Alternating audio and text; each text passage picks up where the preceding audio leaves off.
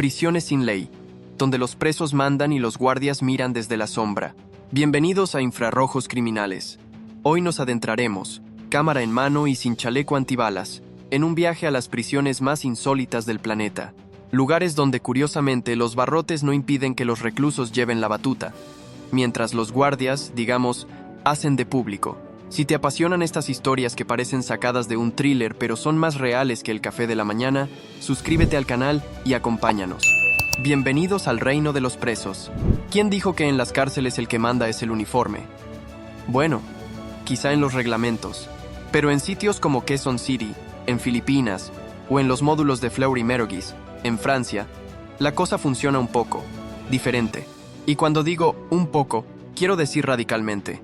Entramos en Quezon City, donde las celdas parecen más un mercado improvisado que un centro de reclusión.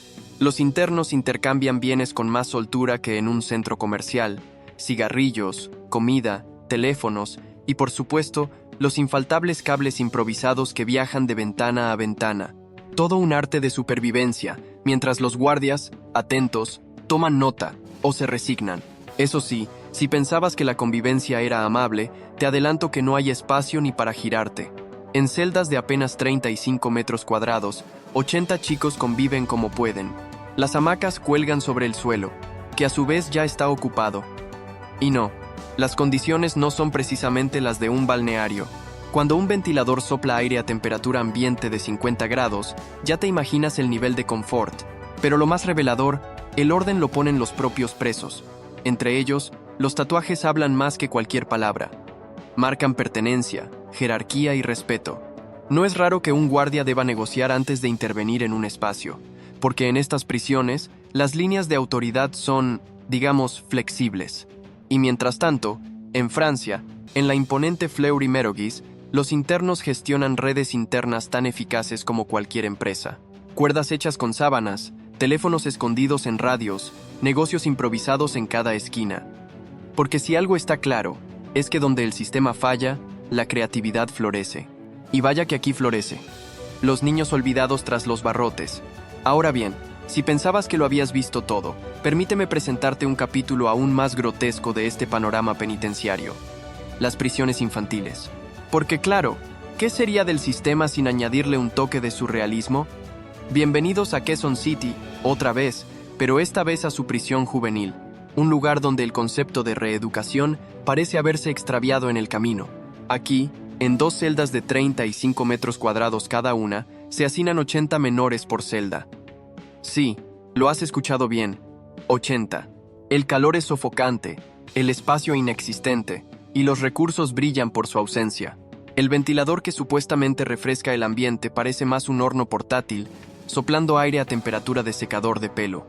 Y mientras tanto, los más pequeños, algunos de apenas 10 años, sobreviven como pueden. Mickey, un chico de 15 años, acusado de robo y homicidio, acaba de ingresar. ¿Su delito real? Llevar un tatuaje de banda. En un entorno donde tener tinta en la piel puede significar la diferencia entre integrarte o ser blanco de abusos, el sistema opta por criminalizar antes que proteger. Porque claro, ¿qué mejor forma de rehabilitar a un adolescente que encerrarlo con adultos condenados por delitos mayores? Pero lo más descorazonador es la absoluta normalización de la violencia y los abusos. Los propios funcionarios reconocen que los actos de agresión y abuso son moneda corriente. Y sin embargo, ahí siguen estos chicos, compartiendo espacio con adultos que, francamente, jamás deberían estar en contacto con menores. El contraste es brutal. Niños que deberían estar en casa, en la escuela o jugando al aire libre, enfrentan día tras día un entorno que destroza cualquier atisbo de inocencia. Y si alguien piensa que hay un plan de reinserción en marcha, mejor que se siente.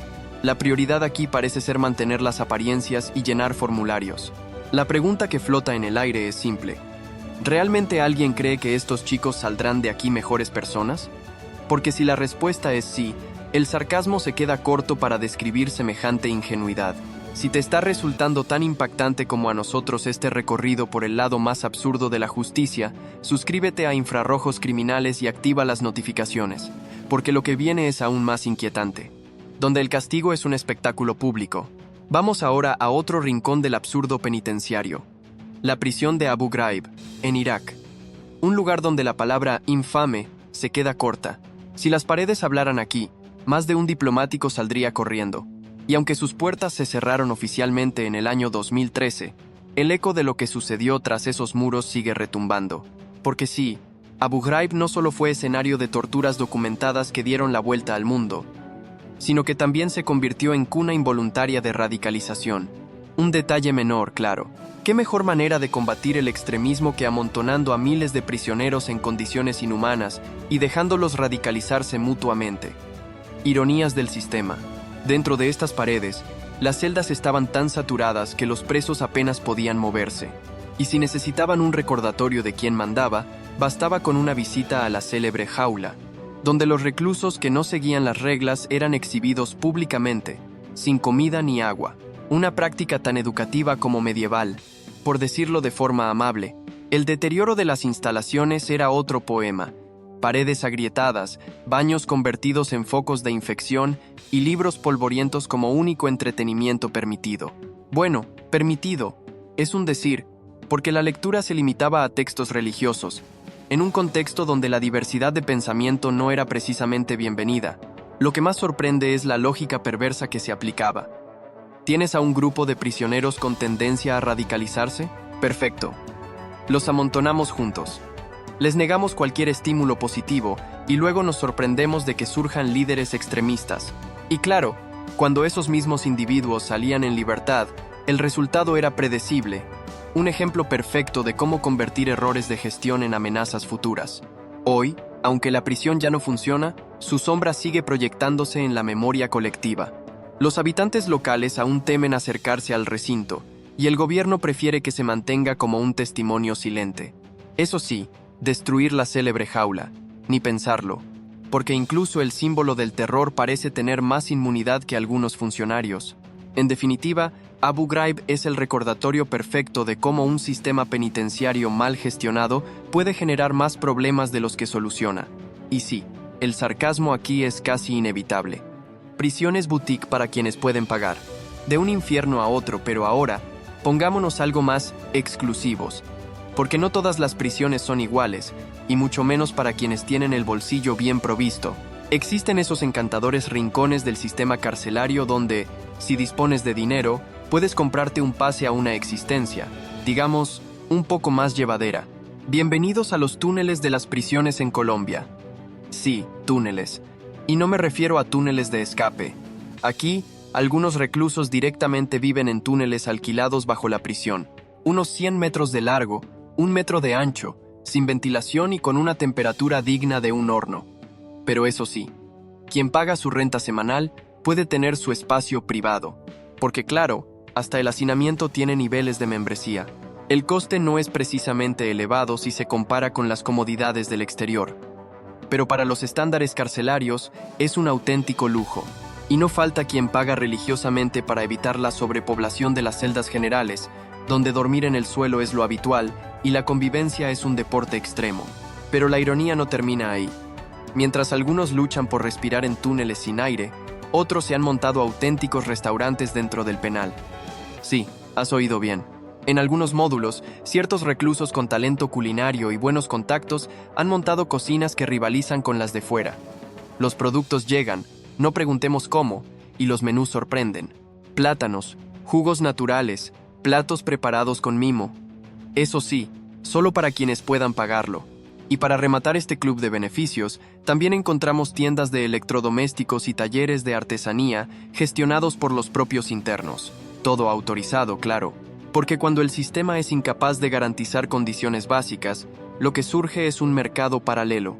Uno que los propios funcionarios toleran, o en algunos casos, hasta fomentan, bajo la lógica de que más vale ordenado que incontrolable. Así, en estas prisiones, la ley del más fuerte se mezcla con la ley del más rico. Y en este ecosistema tan peculiar, la reinserción social parece un concepto tan exótico como un día de spa entre los muros. Pero al menos, el ingenio de los internos sigue demostrando que, cuando el sistema falla, la creatividad no tiene límites.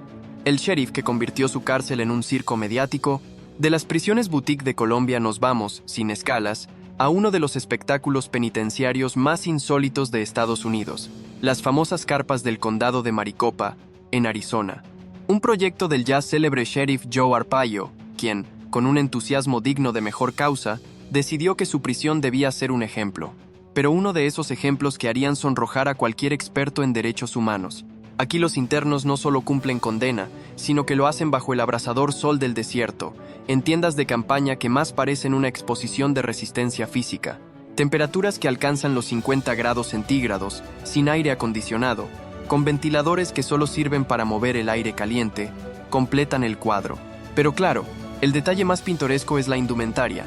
Arpaio, en un alarde de creatividad, decidió que los presos vistieran ropa interior y uniformes de color rosa, según él, para evitar que los internos se sintieran cómodos y quisieran volver. Porque nada dice reforma penitenciaria como humillar a los reclusos frente a las cámaras de televisión, ¿verdad? El sheriff, encantado de protagonizar el espectáculo, no perdía ocasión para pasearse entre los presos acompañado de periodistas. Su lema, tolerancia cero. Su método, convertir el castigo en una performance pública. No en vano, los reclusos marchaban encadenados mientras cantaban canciones militares, en una versión penitenciaria de desfile escolar que hacía las delicias de las cadenas de noticias sensacionalistas. Las condiciones, claro está, eran todo menos humanas. Sin privacidad, sin descanso adecuado y con un régimen de comidas mínimas, la estancia en estas carpas no buscaba precisamente la reintegración. Era más bien un aviso para la población. Mirad lo que os espera si os portáis mal. Un enfoque pedagógico de lo más discutible, aunque no faltaban quienes aplaudían el espectáculo desde la comodidad de su sofá. Con el tiempo, las críticas y las demandas comenzaron a acumularse. Pero el sheriff se mantuvo firme en su cruzada, convencido de que su método era infalible. Eso sí, las estadísticas sobre reincidencia no parecían estar tan de su lado. Pero claro, cuando el objetivo es la foto y el titular, los números son detalles menores. Supermax, donde la soledad es la verdadera sentencia. De los shows mediáticos pasamos ahora al polo opuesto, la frialdad absoluta de las prisiones Supermax. Y si hay un ejemplo que resume este concepto es Pelican Bay, en Estados Unidos. Un lugar donde los muros no solo separan a los presos del mundo, sino que también los aíslan de sí mismos. Aquí no hay gritos ni mercado clandestino visible. Lo que hay es silencio. Y no porque reine la paz, sino porque la mayoría de los reclusos pasan 23 horas al día en confinamiento solitario. Y la hora que les queda es para caminar, completamente solos, en un patio de concreto del tamaño de un garaje, sin ver ni un árbol, ni una nube, ni siquiera el horizonte. Eddie Mills, uno de los internos más conocidos, lo resumió de forma sencilla. Lo que más echa de menos es el contacto humano. Y estamos hablando de alguien que lleva más de una década sin estrechar la mano de otra persona. Aquí, el castigo ya no es solo privación de libertad, es privación de humanidad. Los controles son tan estrictos que los presos no tienen ni bolígrafos normales. Se les entregan versiones flexibles que no puedan usarse como arma. Los cepillos de dientes son miniaturas que parecen juguetes. Todo está diseñado para eliminar cualquier posibilidad de autolesión o agresión. Lo que, en la práctica, convierte la vida diaria en una rutina monótona y alienante. El deterioro psicológico es palpable. Los propios custodios reconocen que han visto a internos perder el control mental tras años de aislamiento. Mirar las paredes durante todo el día, sin estímulos, sin interacción, puede llevar incluso a quienes eran considerados los más duros a romperse. Y en este entorno, no hay muchas herramientas para reconstruirse. El sistema Supermax se basa en la idea de que ciertos presos son tan peligrosos que solo el aislamiento extremo puede neutralizarlos. Sin embargo, no faltan voces que cuestionan esta lógica, porque cuando el castigo va más allá de lo físico y se convierte en un proceso de aniquilación emocional, cabe preguntarse si se está cumpliendo justicia o simplemente deshumanizando. Y por supuesto, todo esto se hace bajo el argumento de la seguridad. Una seguridad que, curiosamente, no ha impedido que en Pelican Bay hayan ocurrido asesinatos incluso dentro de este entorno supuestamente infalible, porque ni las paredes más gruesas son inmunes al ingenio del encierro, cuando las bandas controlan las prisiones desde dentro. Ahora vayamos a otro fenómeno fascinante, si se le puede llamar así, las cárceles donde la autoridad oficial es casi decorativa. Lugares en los que los verdaderos amos y señores son las bandas organizadas. Y no estamos hablando de alguna remota prisión de película de acción. Hablamos de casos reales en países como Colombia o Filipinas, donde los presos han tejido redes de poder más sólidas que las propias paredes que los encierran. En estas prisiones, el organigrama interno es claro. Hay líderes, lugartenientes, encargados de seguridad y, por supuesto, una economía subterránea que mueve más recursos que muchas empresas legales. Los guardias, por su parte, asumen un rol más bien discreto. Su función es evitar que el espectáculo se salga de control, y poco más. Intervenir demasiado podría desencadenar revueltas, así que mejor mantener el equilibrio, aunque sea precario. Un ejemplo llamativo es el de las cárceles donde los presos montan sus propias redes de telecomunicaciones.